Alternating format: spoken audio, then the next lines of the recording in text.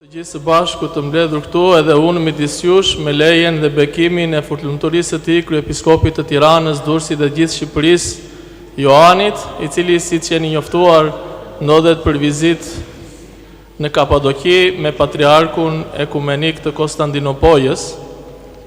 Dhe siç thash, është një kënaqësi që të jemi së bashku të mbledhur në këtë të diel të fundit të periudhës së Pashkës. Patjetër të mërkurën do të bëjmë mbylljen e Pashkës, por sot është e diela e fundit e kësaj periudhe. Dhe ungjillin që aq bukur na interpretoi sot Atilia ka disa ngjarje, një është ngjarja kryesore, por dhe vazhdimësia e saj është shumë e rëndësishme, nga e cila mund të nxjerrim mësimet tona, dhe nuk do doja që të largoheshim nga kisha sot përveç të interpretimit që siç thash shumë bukur na i bëri Atilia, të nxjerrim dhe ne një mesazh se çfarë mund të marrim personalisht nga ky ungjill sot. E para shikojmë në fillim se Zoti i afrohet vetë të verbrit të ungjillit të sotëm. Nëse vini re në mrekullitë e tjera, dikush shkon tek Zoti dhe i kërkon ta shëroj, dikush shkon dhe i kërkon që të ngjall fëmijën e tij, e kështu me radhë. Dhe në disa mrekullitë të tjera, shpeshherë në këto që përmenda, shikojmë se Zoti pyet njerëzit, nëse beson ti se mund ta bëj këtë? A je i bindur ti se kjo është diçka që bëhet nëpërmjet meje?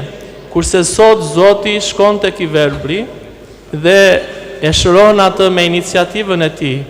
Bën balt, ja vendos në sy dhe i tregon se çfarë duhet të bëjë në mënyrë që ai të shikojë.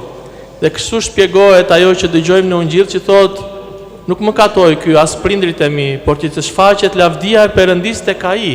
Dhe kjo është lavdia e Perëndis. Dhe jo thjesht Zoti i riktheu atij dritën, sepse ai nuk kishte parë ndonjëherë në jetën e tij. Jo thjesht i dha atij shikimin, i hapi syt, sepse ai nuk kishte sy, por nëpërmjet baltës Zoti i krijoi atij syrin që të mund të shikojë. Dhe i dha një mesazh të gjithë atyre që ishin aty, se unë jam ai që e krijova njeriu prej baltës, edhe i dhash frym nga fryma ime, dhe unë jam ai që mund ta bëj këtë në çdo moment. Edhe unë jam ai që kam zgjedhur dhe kam ardhur këtu midis jush për të mos ta krijuar njeriu nëpërmjet baltës, megjithse mundem, siç e shikoni ajo që bëra tani, por kam ardhur ta krijoj atë dhe ta bashkoj me Perëndin, duke te kaluar mëkatin, duke mundur mëkatin dhe duke mundur vdekjen. Kjo është e para. E dyta është kur thot Zoti në ungjillin e sotëm që unë jam drita e botës. Dhe më pas vazhdimi i ungjillit na tregon se si të gjithë ata që ishin rreth rrotull, me një mënyrë ose në një tjetër, u kthyen kundër kësaj drite. E para u kthyen duke mos e besuar ose duke e vënë në dyshim që ky njeri ishte ai që u kthye shikimi ose që filloi të shikonte. Filluan të dyshonin, të vinin në dyshim faktin, atë mbi të cilin po flisnim, dhe duke rrëzuar faktin rrëzoi e gjithë ngjarja. Dhe prandaj thoshin që nuk është ky. Nuk është ky ai që ishte i verbër dhe tani shikon. E dyta mënyrë me të cilën e luftuan ishin duke zhvlerësuar atë që bëri mrekullin. Thanë se ky njeri është mëkatar, sepse ky nuk mban të shtunën. Edhe një njeri mëkatar Zoti nuk e dëgjon dhe nuk mund të bëjë mrekulli. Pra mënyra e dytë se si ata deshën ta zhvlerësonin këtë mrekulli. Dhe kur nuk ja dolën as me njërin as me tjetrën, arritën në mënyrën e tretë, që ishte dhuna. Pra kushdo që i besonte Jesu Krishtit, kushdo që thoshte se po këtë njeri Jesu Krishti e bëri që të shikonte, atë që nuk ishte parë kurrë që prej lindjes së tij, nxirrej jashtë sinagogës. Dhe në atë kohë të nxirreshe jashtë sinagogës ishte që të humbje të gjitha të drejtat e tua në shoqëri, të drejtat civile që ne i gëzojmë të gjithë sot. Pra me sa zelle luftuan këtë mrekulli dhe nëpërmjet saj këtë besim dhe kreun e këtij besimi që është Krishti. Dhe unë juftoj që të hidhni një vështrim për gjatë gjithë historisë. Kjo ndodhi dhe ndodh edhe sot, ka ndodhur për gjatë gjithë historisë së krishtërimit. Dhe kur u ngjall Zoti, çfarë bën hebrejt? Deshën të mohonin faktin, thanë nuk u ngjall. Ju dhanë dhe para ushtarëve që të thoshin se kur flinin ne erdhën dhe e vodhën Zotin. Dhe shumë herë e vunë në dyshim Krishtin si person, thoshin s'mund të jetë ky Perëndi, s'mund të jetë biri Perëndi, s'mund të dalë gjë e mirë nga Nazareti, dëgjojmë në Ungjil. Pra, mohuan personin. Dhe ku nuk ja dolën as me njërin as me tjetrën, pastaj ju e dini se sa në për ndjekje të mëdhaja dhe të forta dhe të pamërshishme dhe të përgjakshme kaloi kisha në shekuj. Dhe sot jeni dëshmitar se ndoshta pak më me fines, por në të njëjtën mënyrë luftohet besimi ynë. A nuk keni dëgjuar rreth e rrotull se sa njerëz vënë në dyshim mrekullitë e Krishtit?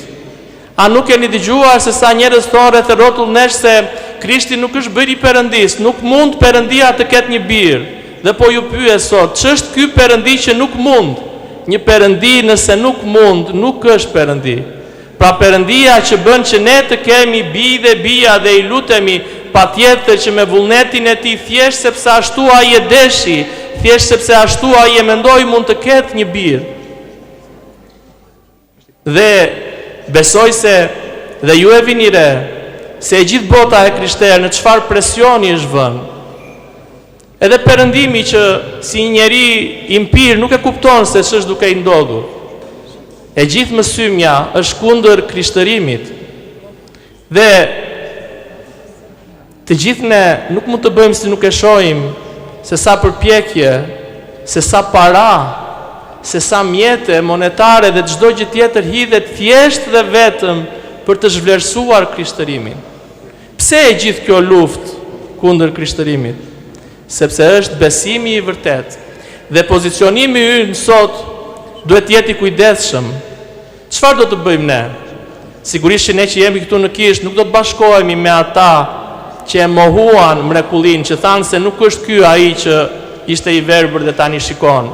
E sigurisht nuk do të jemi as me ata që do të gjykojnë Krishtin, atë që bëri mrekullinë, sepse ne përderisa jemi këtu të gjithë e pranojmë Krishtin si birin e Perëndisë dhe shpëtimtarin ton.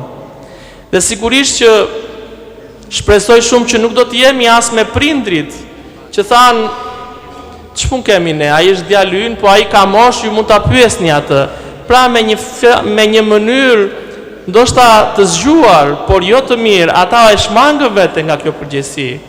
Unë do doja shumë që ne të ishim me dëshminë që dha i verbri, që ju tha atyre unë nuk e di nëse është mëkatar si shtoni ju, po unë një gjë di se isha i verbër dhe tani shoh. Madje unë mendoj se ne duhet ta tejkalojmë prak edhe qëndrimin e të verbërit të sotëm. Ne nuk duhet të themi se nuk e di nëse është mëkatar, thjesht di që unë u bamirësova prej tij. Ne duhet të dëshmojmë se Jesu Krishti është Zoti dhe Perëndia ynë. Është biri i Perëndisë së gjallë, ashtu siç na mëson Ungjilli. Dhe të dëshmojmë për atë në shoqërinë tonë, në ambientin tonë, dhe jo vetëm me fjalët tona, por me mënyrën tonë jetesës. Ju kërkoj ndjes se u zgjata, por doja që të marrim një mesazh nga Ungjilli i sotëm, të mos i shikojmë ungjit dhe ato që themi në Kish thjesht si histori që ka ndodhur dikur. Duhet patjetër të gjejmë veten aty brenda asaj historie, brenda asaj paravolie, brenda fjalës së Zotit, sepse Zoti nuk erdhi vetëm për atë kohë, fjala e Zotit nuk ishte vetëm për ata njerëz që ishin atje. Fjala e Zotit është ndërkohore. Është për të gjithë njerëzit deri në fund të jetës. Edhe Zot Krishtin e dëgjuam në Ungjil që thotë unë jam drita e botës derisa jam në botë. Edhe tani, sepse Krishti është në botë, kisha nuk është asgjë tjetër veç se Krishti i shtrirë në të gjithë kohën. Pra kisha është drita e botës. Gëzuar për shumë vjet të gjithëve.